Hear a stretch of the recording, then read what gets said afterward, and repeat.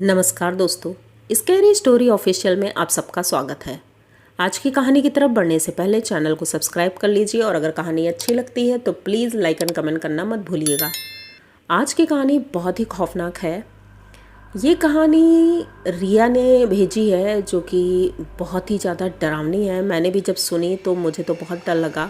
I hope आप लोगों को भी पसंद आएगी, तो जल्दी से चैनल को शेयर कर दीजिए कहानी को और ध्यान से कहानी को सुनना। तो देर न करते हुए अब हम कहानी की तरफ बढ़ेंगे। रिया ने बताया है कि उनके दादाजी ने ये कहानी सुनाई है। ये उनकी खुद की कहानी है। आज से 50 साल पहले की बात है और उनका नाम मनोहर है, तो उन्हीं के नाम से मैं ये कहानी सुनाऊंगी। तो मनोहर जी उस वक्त 20 साल के थे और गांव में उनका बहुत रुतबा था क्योंकि उनके पापा प्रधान थे और इकलौते बेटे थे वो अपने माँ बाप के। उनके कोई और भाई बहन नहीं थे और सबसे बड़ी बात वो इतने सुंदर थे, बहुत ज़्यादा स्मार्ट, सुंदर, सब कुछ, और पढ़ाई में भी अच्छे थे। हर तरह से परफेक्ट होने के बाद भी उन्होंने अभी तक शादी नहीं की थी। उनके घर वाले बहुत ज़्यादा प्रेशराइज़ कर रहे थे, लेकिन उन्होंने कहा था कि मैं शादी करूँगा तो किसी गरीब लड़की से करूँगा, मुझे किसी अमीर लड़की को नहीं पसंद करना है, जो गरीब हो और सुंदर भी हो। तो उनके घर वाले कहते हैं ठीक है, अच्छा। तो रिश्ते तो बहुत आ रहे थे लेकिन उन्होंने शादी के लिए मना कर दिया था। एक दिन एक दूर के गांव का एक आदमी आता है और वो इनके पिताजी से बात कर रहा था। तो मनोहर जी ने दूर से देखा तो देखते ही वो समझ गए कि शायद कोई रिश्ते वाले हैं।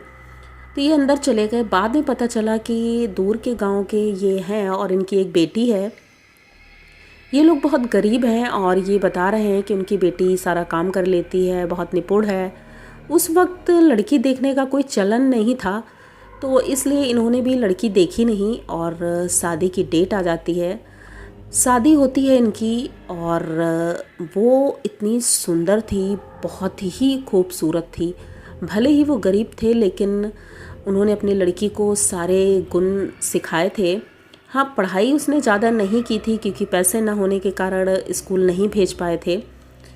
तो जब वो घर आती है तो घर वाले देख करके बहुत खुश होते हैं क्योंकि जितनी ही वो सुंदर थी उतनी ही वो काम में निपुण थी। घर का पूरा सारा काम उसने संभाल लिया था। अब मनोहर भी खुश थे क्योंकि उनकी माँ का काम हल्का हो गया था। उनकी माँ की तबीयत ठीक नहीं रहती थी, अब उन्हें बहुत सपोर्ट मिल गया था और उनके पापा इस वजह से और भी खुश रहते थे।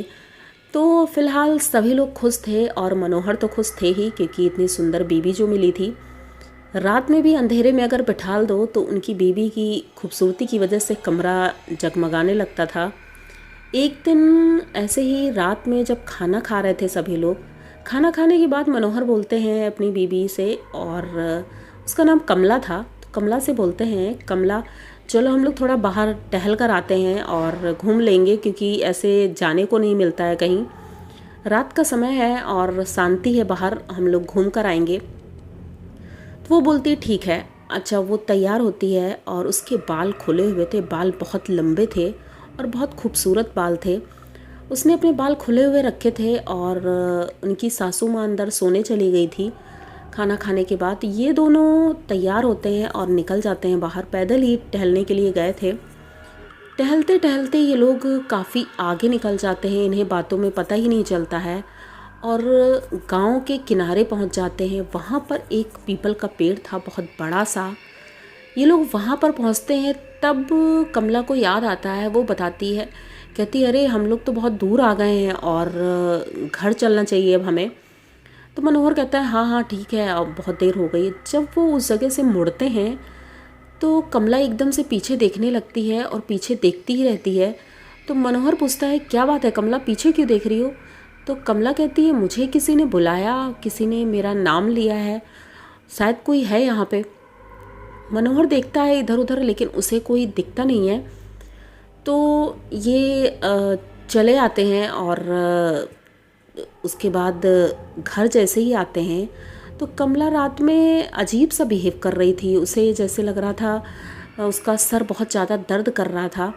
तो उसने कहा मुझे नींद नहीं आ रही है, मेरा सर बहुत ज़्यादा दर्द हो रहा है। तो मनोहर ने कोई दवाई दी उसको और बोला कि आराम करो। लेकिन उसके सर दर्द में कोई आराम नहीं था, क्योंकि ऐसा लग रहा था जैसे सर फट जाएगा। तो घर वाले भी परेशान होते हैं कि आखिर ऐसा क्या हो गया। सुबह होते ही कमला सो रही थी, और जब उसकी सासू माँ वहाँ जगाने जाती हैं कि रोज़ तो ये 4 बजे उठ जाती है, आज उठी क्यों नहीं, तो जैसे ही कमरे में जाती है तो देखती है कि वो उसके बाल एकदम खुले हुए और ज़मीन में वो एक कोने में बैठी हुई है और बहुत अजीब तरह से देख रही है। कमला को जैसे ही इन्होंने बुलाया, कमला उठो, चलो नहा धो लो, चल के फ्रेश हो जाओ, तो वो उठती है और बोलती है, एक तरह से बोल नहीं सकते हैं, वो गाली देती है अपनी सास को और बोलती है, तू जा यहाँ से, मैं कर लूँगी जो मुझे करना है। जैसे ही ये बोलती है तो उनकी सास को समझ में नहीं आता है कि ये तो इतने अच्छे से बात करती थी, आज ये इस तरह से क्यों बात कर रही है। अब उनकी सास जाकर अपने पति से बताती हैं कि उसकी हालत ऐसी है और ये इस तरह से बात कर रही है। तो मनोहर को भी बुरा लगता है। मनोहर जाता है, उससे पूछता है, क्या बात है, तुम परेशान क्यों हो, ऐसे क्यों बात कर रही हो। तो वो मनोहर को भी चिल्लाने लगती है और बोलती है कि तुमने इससे क्यों शादी की, तुमने इससे क्यों शादी की, जब मैं तुमसे करना चाहती थी शादी, तुमने मुझसे क्यों नहीं की शादी। अब मनोहर को कुछ समझ में नहीं आता ये क्या बोल रही है। अब ये किस्सा इनका रोज का हो गया था और वो अब ना तो कोई काम करती थी और ना ही कुछ खाती थी, चुपचाप पूरा दिन अपने कमरे में पड़ी रहती थी और जो भी उसके कमरे में जाता था वो चिल्लाती थी और उल्टा सीधा गाली गलौज करती थी। घर के सभी लोग बहुत परेशान हो गए थे। एक दिन शाम को ही कमला अपने रूम से बाहर निकलती है और सबने सोचा ही शायद ऐसे ही बाहर टहलने गई होगी, लेकिन ये वहाँ से निकल करके उसी पेड़ के पास जाती है और वहीं पर बैठ जाती है।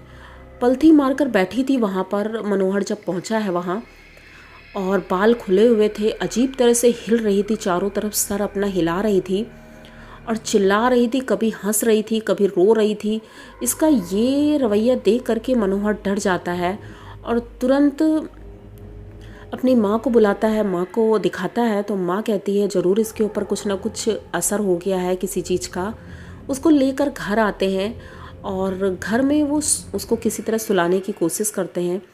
वो सो रही थी, तभी रात को मनोहर कहता है कि मैंने देखा कि उसके रूम में कोई आया है और कमला को उठा रहा है। कमला उठ करके उसके साथ जा रही थी। उसने हाथ पकड़ रखा था, अंधेरे की वजह से ज़्यादा क्लियर नहीं दिख रहा था और कमला कुछ बोल नहीं रही थी, बस उसके साथ जा रही थी। मनोहर एकदम से उठ जाते हैं और लालटेन लेकर बाहर तक जाते हैं। लालटेन क्योंकि धीरे धीरे चल रही थी और जब इन्होंने देखा तो उसको तेज किया और उसको लेकर भागे उनके पीछे। जैसे ही बाहर भागे तो ना तो बाहर कमला दिखी थी और ना वो आदमी दिखा था। अब ये परेशान हो जाते हैं कि ये एकदम से गायब कैसे हो गए और कहाँ चले गए। पूरे घर में मनोहर ढूंढता है लेकिन उसे कमला कहीं नहीं मिलती है।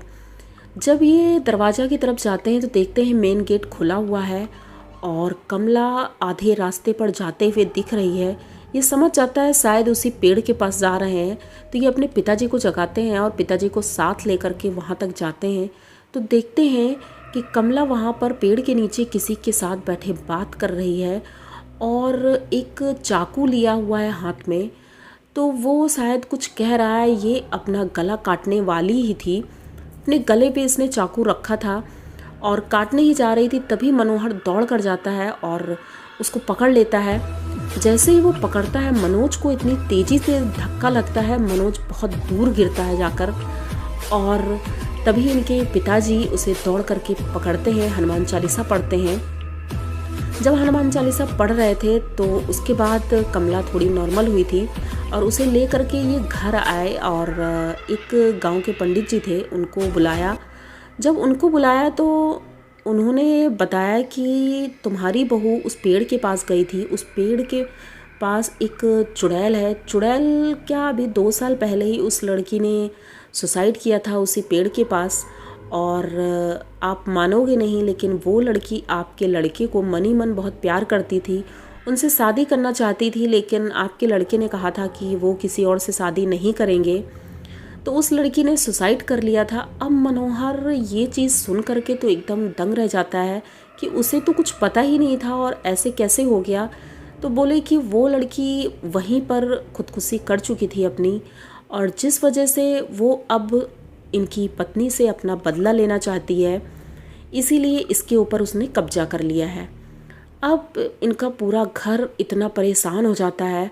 वो कहते हैं पंडित जी कैसे भी हो मेरी बहू को बचा लो, क्योंकि मैं नहीं चाहती कि मेरी बहू के साथ ऐसा हो।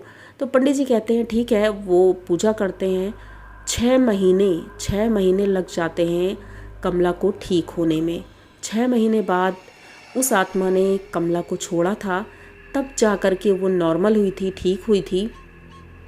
ये घटना रिया के दादाजी भूल नहीं सकते हैं अभी तक, क्योंकि ये उनके लिए बहुत बड़ी घटना थी। तो ये कहानी आप लोगों को कैसी लगी? अगर अच्छी लगी हो तो प्लीज़ चैनल को सब्सक्राइब करिए, लाइक कमेंट करिए, शेयर करिए और बने रहिए हमारे साथ। इसी तरह की नई और अनोखी कहानियाँ मैं लेके आती रहती हूँ। तो मिलते हैं फिर किसी नई कहानी के साथ, तब तक के लिए डरते रहिए।